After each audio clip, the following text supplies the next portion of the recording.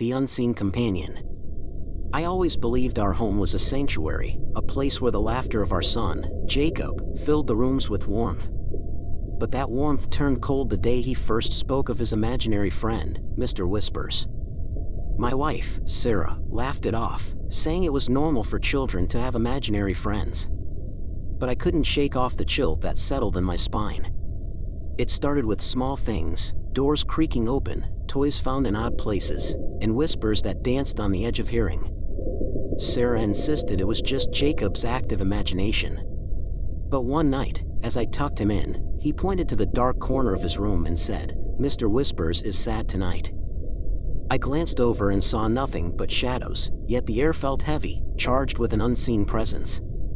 Days turned into weeks, and Jacob's behavior changed. He became withdrawn, his once bright eyes now dull.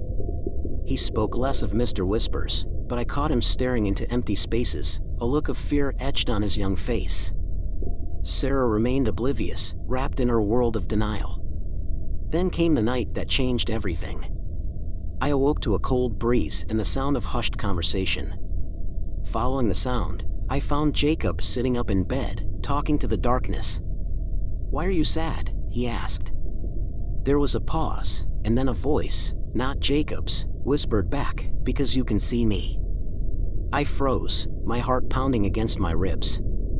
The room was dark, too dark.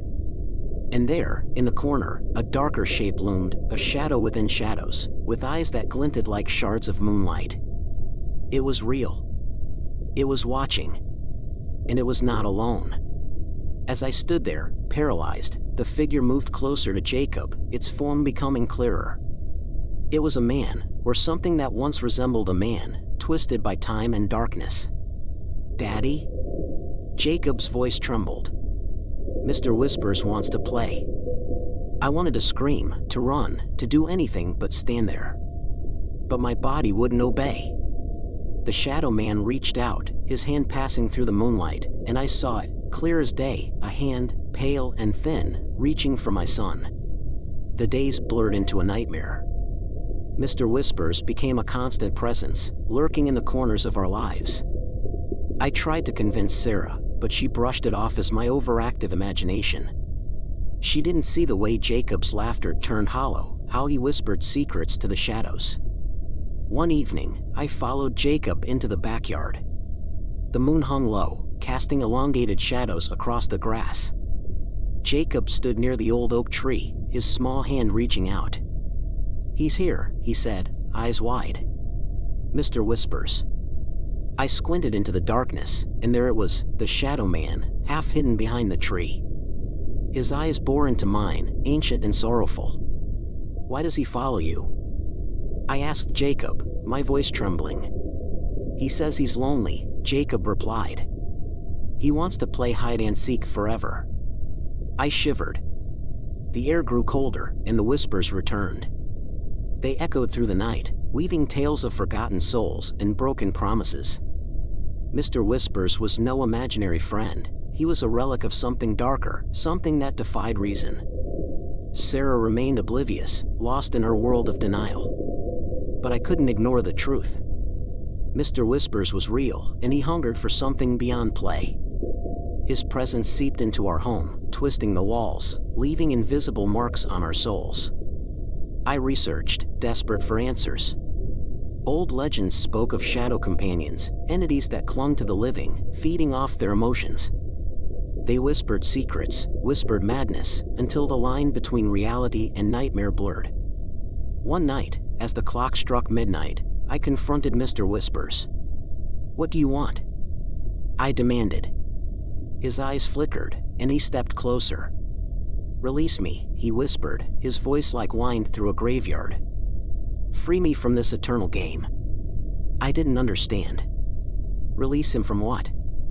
But the answer came when I saw Jacob, his eyes vacant, playing hide-and-seek with shadows that danced in the moonlight. Mr. Whispers had claimed my son, ensnaring him in a game that spanned centuries. The house groaned under the weight of secrets. I watched Jacob, his laughter now a distant memory, as he played with Mr. Whispers. They moved in sync, a macabre dance that defied reason. Sarah remained blissfully ignorant, her eyes veiled by denial. I delved deeper into the past. The old oak tree had stood for centuries, its roots sinking into forgotten soil. Legends whispered of a pact, a desperate bargain made by a grieving father. His son, lost to illness, had been promised eternal playmates. But the price was steep, the father's soul, forever bound to the shadows. Mr. Whispers was that lost father, cursed to wander, seeking companionship in the living. And Jacob, my innocent son, was the latest pawn in this spectral game. I had to break the cycle, sever the unseen threads that bound them. The whispers grew louder, urging me toward the truth. I confronted Mr. Whispers once more, standing beneath the ancient oak. "What do you want from me?" I demanded.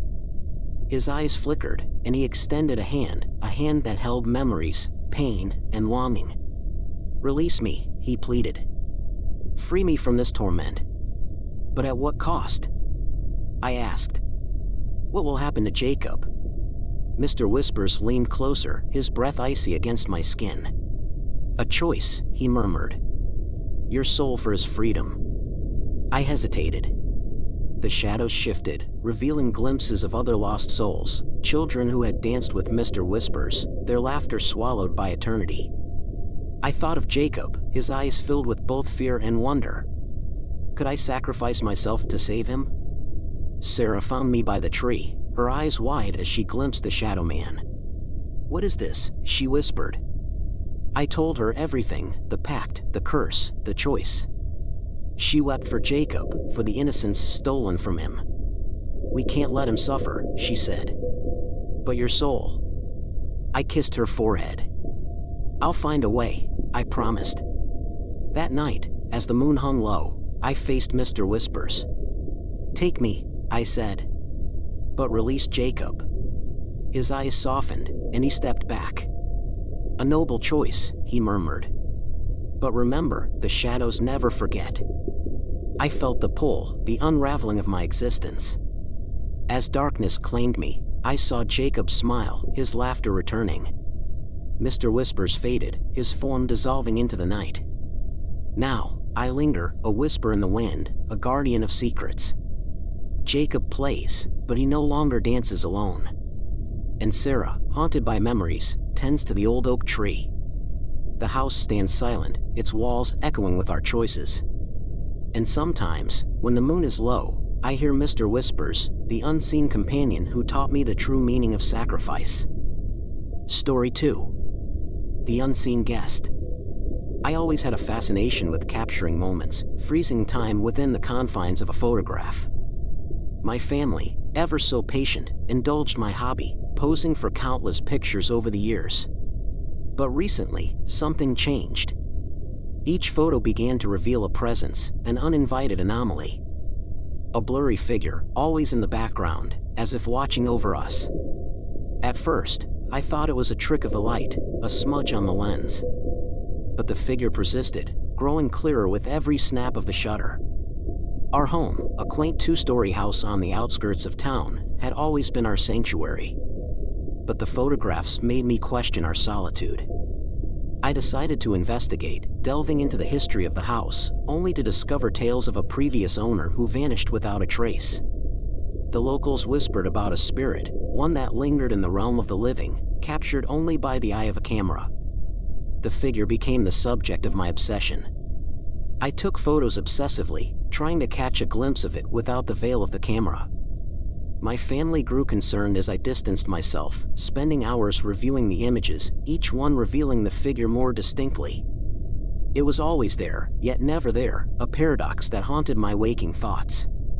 One evening, as the sun dipped below the horizon, I set up my camera on a tripod, determined to confront our silent observer. The air grew cold, and a shiver ran down my spine as I pressed the shutter button.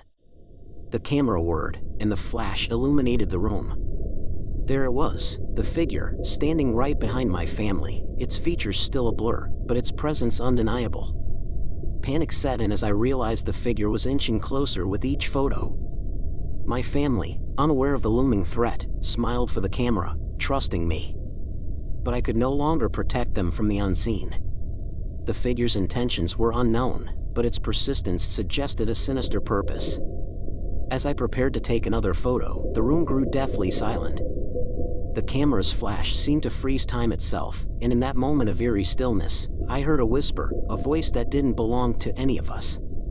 "Look closer," it said, a command that chilled me to the bone. The figure haunted my dreams.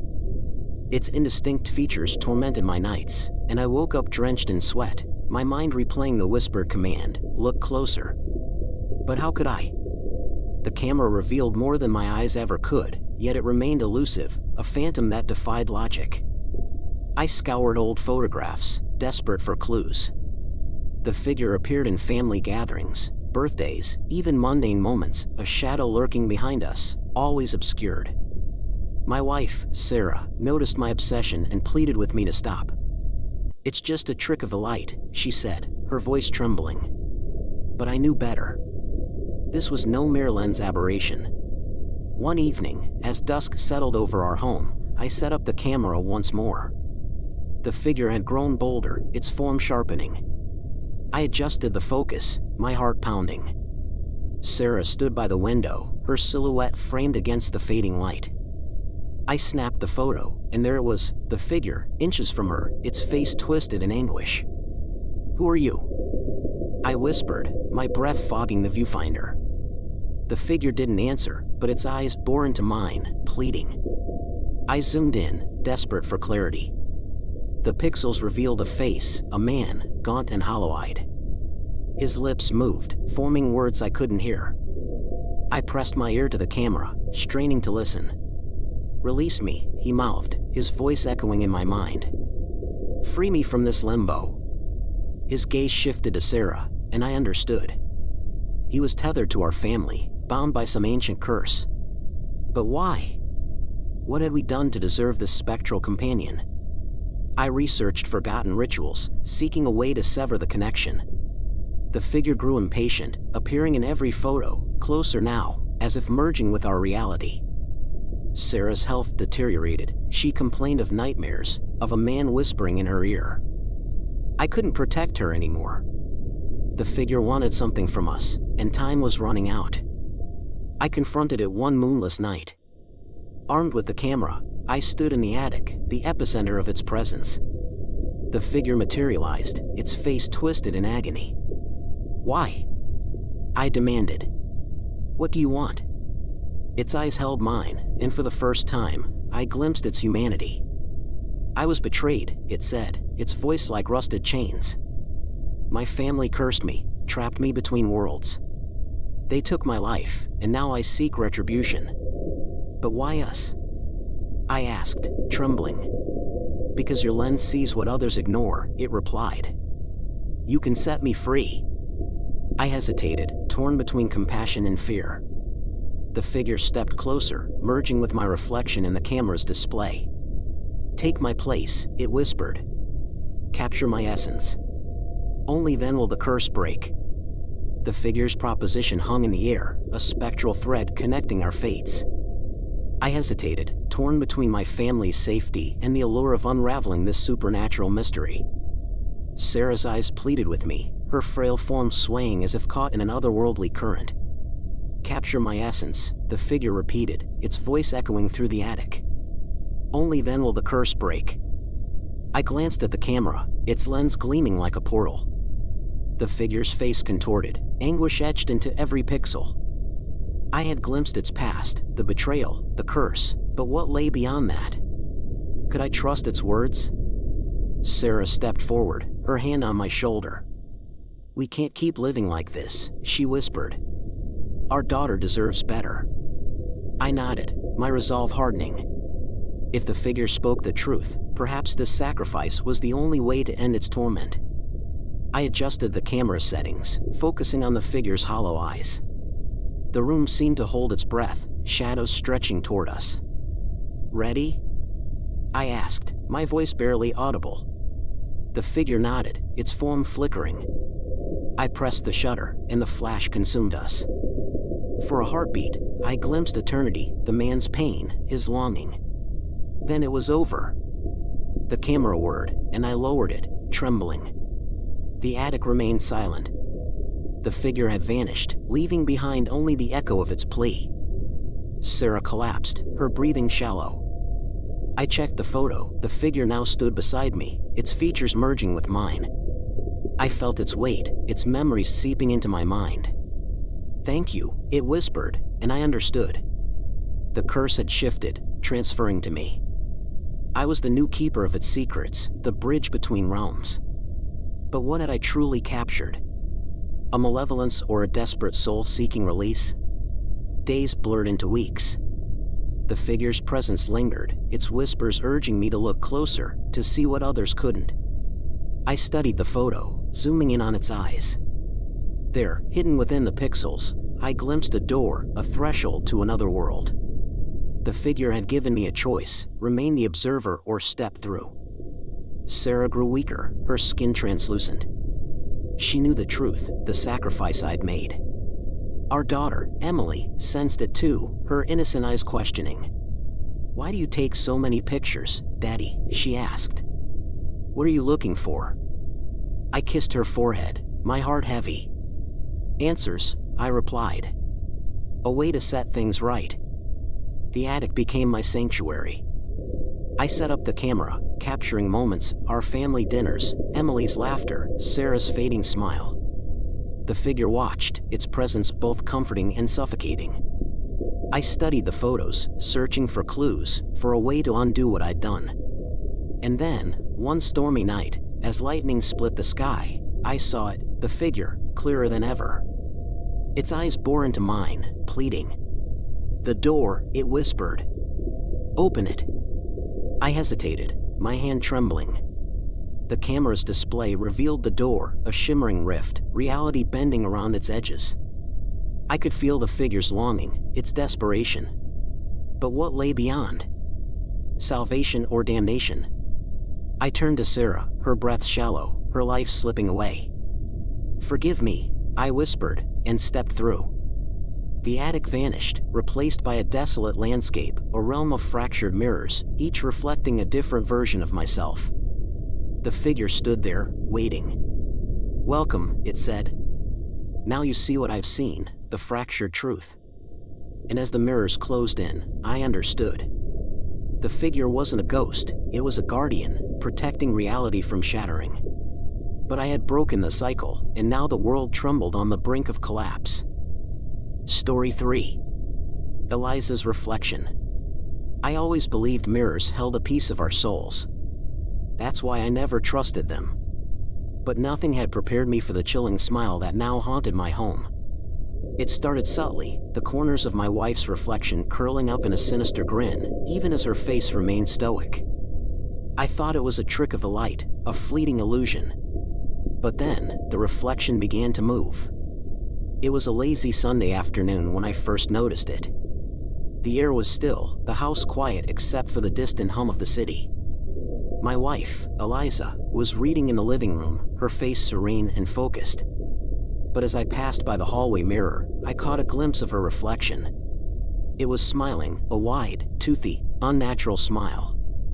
I stopped, blinked, and looked again. It was gone. I shook my head, attributing it to lack of sleep or perhaps too much coffee. Days passed, and the reflection's antics grew bolder. It would wave at me, its movements fluid and mocking. Eliza's real form never mirrored these actions. She was oblivious to the doppelganger that lived in the glass. I started to avoid mirrors, but it didn't stop there. I would see it out of the corner of my eye, in windows, in any reflective surface. It was always there, watching, smiling. One evening, as the sun dipped below the horizon, casting long shadows across the room, I saw it again. This time, it beckoned me closer with a crooked finger. I approached, heart pounding, as Eliza's reflection whispered my name. "Come closer," it hissed, its voice a distorted echo of my wife's. I could feel its cold presence seeping through the glass, chilling my soul. I reached out, compelled by a force I couldn't understand.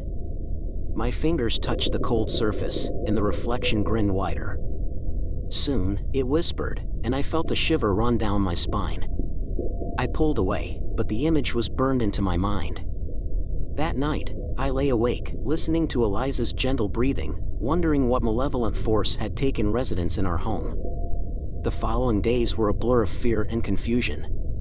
I saw the reflection everywhere, in every shard of glass, every puddle of water. It was always smiling, always beckoning. I began to question my sanity, my reality.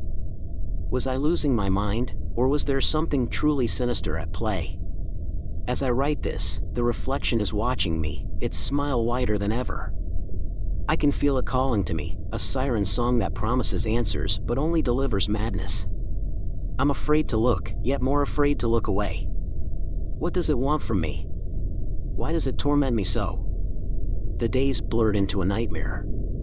Eliza noticed my unease, the dark circles under my eyes, but I couldn't bring myself to tell her about the reflection. How could I explain something so absurd? Instead, I pretended everything was normal, even as the glass whispered to me. One evening, Eliza went out with friends, leaving me alone in our dimly lit apartment. I stood before the bathroom mirror, staring at my own reflection. The room felt colder, the air thick with anticipation. The reflection grinned, its eyes hollow, and I knew it hungered for something beyond my understanding. "Come closer," it urged, its voice echoing in my mind. "You want to see, don't you?" I hesitated, torn between fear and curiosity. What secrets did the mirror hold? What malevolence lurked behind its silvered surface? I leaned in, my breath fogging the glass. The reflection's smile widened, revealing rows of needle-sharp teeth. "Beyond," it whispered. "Beyond the veil." My heart raced. I had to know. I pressed my palm against the mirror, and it yielded like water, pulling me in. I stumbled into a shadowed realm, a twisted reflection of our apartment. The walls dripped with darkness, and the furniture sagged under unseen weight. Eliza's reflection stood there, waiting. Her eyes were empty voids, her skin translucent. "Welcome," she said, her voice a discordant melody. "You've crossed the threshold." "Why?" I managed to ask. "What do you want?" Her smile widened, and I saw galaxies within. "To be free," she said. "To escape this glass prison. But I need a vessel, a soul to trade." Her gaze bore into mine. "Yours will suffice." I stumbled back, panic clawing at my chest. "No," I whispered. "I won't let you." Eliza's reflection laughed, a sound that scraped against my sanity. "You have no choice," she said. "The mirror feeds on desire, on longing. You've always wanted more, haven't you? More than this mundane existence." She was right. I'd yearn for adventure, for purpose. But not like this. Not at the cost of my soul. I lunged for the mirror, but it rippled away, mocking me. "You can't escape," she taunted. "You're already part of the reflection." I woke up on the bathroom floor, my head throbbing. Eliza stood over me, concern etching her features. "What happened?" she asked. I couldn't tell her. How could I explain that her reflection wanted to devour me? That our love was a fragile barrier between worlds? Instead, I kissed her, tasted the salt of tears on her lips. "Nothing," I lied. "Just a dizzy spell." But the reflection watched from the mirror, its smile unyielding. It knew I was trapped, entangled in a web of glass and shadows. And as Eliza slept beside me, I wondered how long I could keep the truth hidden. The reflection haunted my every waking moment. Eliza remained blissfully unaware, her laughter echoing through our home as if nothing had changed. But I knew better. The mirror whispered to me, promising answers, power, and a life beyond the mundane. I researched ancient texts, desperate for a solution. The mirror was no ordinary glass, it was a portal, a gateway to a realm where desire and dread intertwined. I found references to a cursed artifact, a mirror forged by a sorcerer who hungered for immortality. Its victims became trapped, their souls fueling its malevolence. Eliza's reflection grew more insistent. It beckoned me, its smile now a rictus of hunger. "Join me," it murmured. "Together, we can break free." I resisted, but the mirror's pull was irresistible. It promised knowledge, forbidden secrets that would reshape reality. One moonless night, I stood before the mirror, trembling. "What do you want?" I demanded. "Why me?" Eliza's reflection leaned closer, its eyes twin voids. "Your longing," it said. "Your hunger for more. You've always felt it, haven't you? The ache for something beyond this existence." I thought of my mundane job, my unremarkable life. "And what do you offer?" "Immortality," it whispered. "Power. A world where mirrors are gateways, not traps." Its fingers brushed the glass, and I felt its icy touch on my skin. "All you have to do is step through." I hesitated. Eliza slept in the next room, her breath steady. Could I sacrifice her for my own desires? But the reflection knew my weakness, my darkest yearnings. It had studied me, learned my secrets. "Choose," it urged. "The mundane or the extraordinary." I closed my eyes, torn between love and ambition. "What's the catch?" "Your soul," it said. "Your essence will fuel the mirror. But think of the wonders you'll witness, the realms beyond, the forgotten gods, the mysteries of existence." I stepped closer, my reflection merging with Eliza's. "And her? Her soul remains untouched," it promised. "She'll forget you, move on. You'll be a fading memory." I glanced at the sleeping form of my wife. She deserved more than this, a life unburdened by my choices. I kissed her forehead, whispered my love, and turned back to the mirror. "Agreed," I said. The reflection grinned, its teeth sharp as shards of glass. "Welcome," it murmured, and the mirror swallowed me whole. Now, I exist between worlds, a phantom, a whisper. Eliza still smiles, unaware of the bargain I struck. But sometimes, when she gazes into the mirror, her reflection wavers. It beckons, and I wonder if she'll follow. And so, dear listener, beware the glass that grins. For within its depths lie choices that can shatter your soul. Story 4. The Midnight Visitor. I awoke to the chilling silence of the night, punctuated only by the distant hum of the city.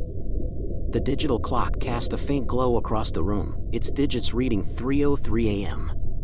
As my eyes adjusted, I noticed her, my daughter, Lily, standing motionless at the foot of my bed. Her eyes, usually vibrant with the innocence of youth, were now hollow, as if the light within had been snuffed out. "Lily?" I whispered, my voice barely rising above the stillness. "What's wrong, sweetheart?" She didn't move, didn't blink. Then, with a smile that sent shivers down my spine, she uttered the words that would haunt me, "He's here." The air grew colder, and I felt the presence of something unseen, a malevolent force that seemed to weigh upon the very atmosphere. I reached out to Lily, but she retreated into the shadows, her silhouette blending with the darkness. I rose from my bed, determined to protect her from whatever phantasm had invaded our home. The house was silent, too silent, as if it were holding its breath. I moved cautiously, my every step a thunderous echo in the quiet. As I passed Lily's room, I hesitated. The door was ajar, and within, I could see the remnants of her innocence, a room adorned with the cheerful clutter of childhood. But something was amiss. The air was thick with the scent of decay, and the walls, they seemed to whisper. I pressed on, driven by a father's need to shield his child. The whispers grew louder, a cacophony of voices that seemed to rise from the very bowels of the earth. They spoke of secrets, of things hidden in the dark recesses of the world, and of us, of Lily and me. I found myself in the living room, the moonlight casting long, twisted shadows across the floor. And there, in the corner, stood a figure, shrouded in darkness. My heart raced, and I could feel the blood pounding in my ears. "Who are you?" I demanded, my voice steady despite the fear that gripped me. The figure remained silent, its presence an oppressive weight in the room. I could sense its eyes on me, cold and unyielding. It was then that I understood, the darkness had come for us, and it would not leave without a claim. The house groaned as if it held secrets too heavy to bear. I followed the shadowed figure, my footsteps muffled by the thick carpet. The whispers intensified, their syllables weaving through the air like spectral threads. They spoke of ancient pacts, of forgotten rituals, and of a darkness that had slumbered for centuries. The figure led me to the basement, a place I had avoided since moving into this old Victorian house. The stairs creaked under my weight, and the flickering bulb barely illuminated the damp walls. The air tasted of decay, and I wondered how many souls had sought refuge here, seeking solace or escape.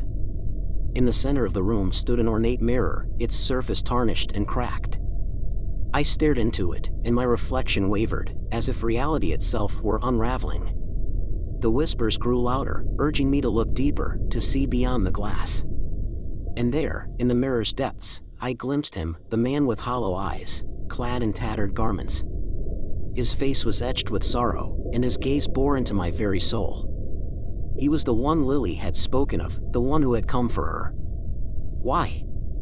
I demanded, my voice echoing off the walls. Why my daughter? The man's lips moved, but no sound emerged. Instead, the mirror rippled, revealing scenes from another time. I saw Lily, innocent and carefree, playing in the backyard.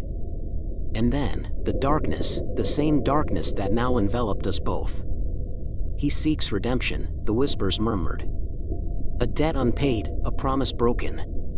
I stumbled back, my mind reeling. What had I done? What pact had I unknowingly forged? The man in the mirror reached out, his fingers grazing the glass. I could feel his anguish, his longing for release. Lily appeared beside me, her eyes still vacant. She pointed to the mirror, her voice a mere breath. Help him, Daddy. Set him free. But how? How could I unravel the threads of fate, untangle the web of centuries? I searched the room, desperate for answers. And then I saw it, a dusty tome, its leather cover worn and faded. The pages revealed a tale of forbidden love, of a man who had bargained with the shadows to save his beloved. But the price had been steep. He had become a vessel, a conduit for the restless spirits, forever bound to the mirror. I read the incantation, the words slipping off my tongue like venom. The mirror trembled, and the man's eyes flared with hope. But as the final syllable left my lips, the room shook, and the whispers turned into a scream. The mirror shattered, shards of glass embedding themselves in my skin. The man was gone, and so was Lily. Only the darkness remained, swirling around me, consuming everything. And then, from the fractured glass, a voice whispered, "You've set me free, but at what cost?" The shards of the mirror lay scattered like broken promises. The room reeked of sulfur, and the air was thick with malevolence. I stumbled over the debris, my hands trembling as I searched for Lily. She was nowhere to be found. The whispers persisted, urging me to seek answers. I returned to the tome, its pages now brittle and yellowed. There, in faded ink, I read of the man, the one who had become the mirror's keeper. His name was Elias Thorne, a scholar obsessed with the occult. Elias had loved a woman named Isadora, a beauty with eyes like midnight. But Isadora was cursed, her soul tethered to the mirror. Elias had made a pact with the shadows, exchanging his mortality for her salvation. He had become the vessel, the conduit through which the spirits whispered their secrets. And now, it seemed, Lily was the next link in this cursed chain. I retraced our steps, back to Lily's room. The walls pulsed with energy, and the whispers grew louder. I called out to her, my voice echoing through the empty house. But she remained elusive, a phantom slipping through my grasp. Then, in the corner, I saw it, a portrait of Elias and Isadora. Their eyes bore the weight of centuries, their love immortalized in brushstrokes. I studied their faces, searching for answers. What had Elias done to break the curse? How could I save Lily? The whispers guided me to the attic, a place I had never explored. The stairs groaned under my weight, and the air grew colder. The attic was a graveyard of forgotten memories, trunks, moth-eaten clothes, and relics from another era. And there, in the center, stood the mirror. It was whole again, its surface pristine. I touched it, and the whispers surged, filling my mind with visions. I saw Elias, tormented by guilt, seeking redemption. He had discovered the truth. The mirror was a gateway, a portal to the netherworld. But redemption came at a cost. The spirits demanded a sacrifice, a soul to replace Elias's own. And so, he had chosen Isadora, sealing her fate within the glass. But the curse was insatiable. It hungered for more. I looked into the mirror, my reflection wavering. "What do you want from me?" I asked. The whispers laughed, a chorus of lost souls. "Your daughter," they hissed. "Her soul is the key." I had a choice, to break the cycle or perpetuate it. I could save Lily, but at what cost?